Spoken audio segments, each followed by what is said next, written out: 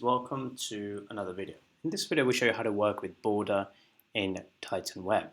So you will have many elements, and I'm going to choose the simplest example here, a text. Let's say I drag a text over. If you click on the styling icon and you move towards the bottom, you go to something called border. First of all, you can set a color to it. So let's say I choose a blue here. Now you won't be able to see it because I need to set a weight. So weight could be 10, could be 20, and the more you go, the thicker the border, really.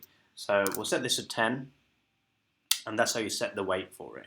Now the radius, do you want it too square? Do you want it rounded? So you can adjust the radius like this, and you can see the more I increase, the rounder it gets. All right. So this is you can adjust the radius. Now there is advanced functionality to this, and it goes something like this. First of all, you can adjust the radius per corner. So let's say top right, I want this to be 4, and it will change. And I want this to be 3, 3 again, 3 again.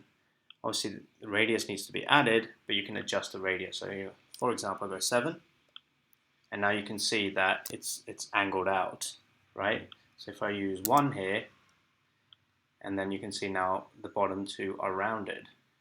And just like that, you can play around with these settings to make however you want it, really. You can make your own custom shape pretty much by constantly adjusting the radius. So yeah, so that's pretty much how you adjust the radius. You can change each corner how rounded you want as opposed to the entire element, and this is where you do it in the radius.